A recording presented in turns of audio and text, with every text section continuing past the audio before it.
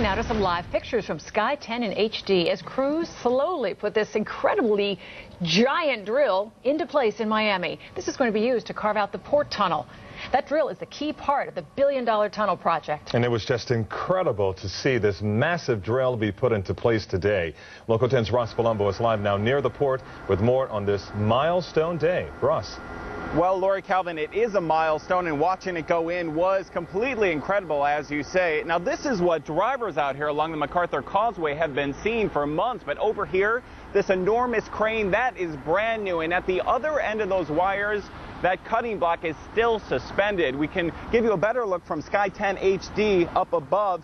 The engineers at this moment are still trying to attach the cutting block to the rest of the tunnel boring machine. This after it took 5 hours just to get that cutting block down there.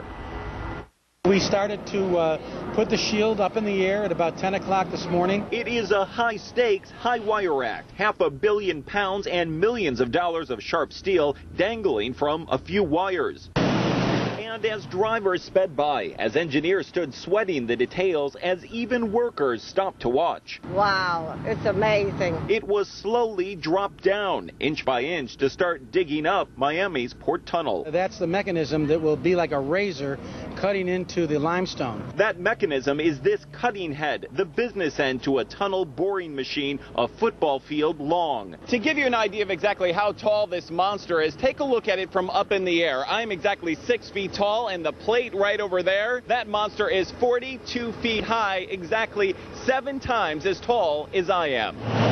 During the next 8 months, it will push through underground to the port of Miami, then spend another 6 months boring back.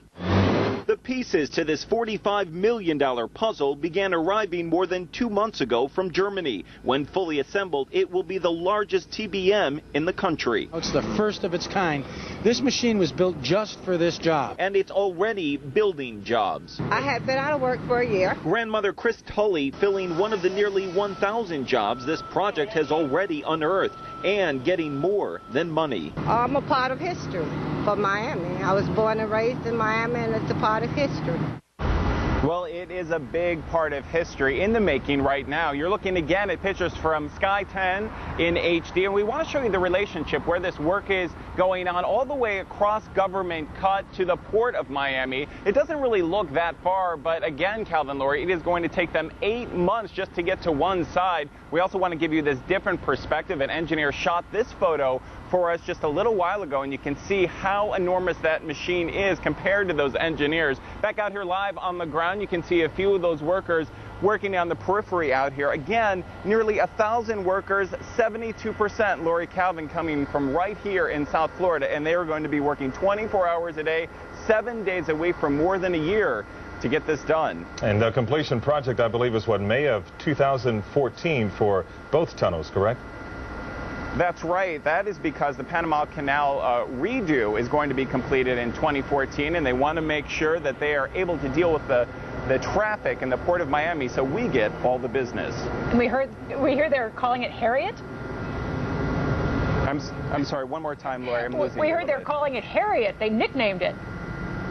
You know what? I haven't heard a nickname for it yet, but we're going to get a little bit closer. Coming up new at 11, we'll see what the engineers have to say and what they are calling their pet project down here. Okay, you see if that name's true. Too funny. Ross Palumbo live in downtown. Thank you. We're now following breaking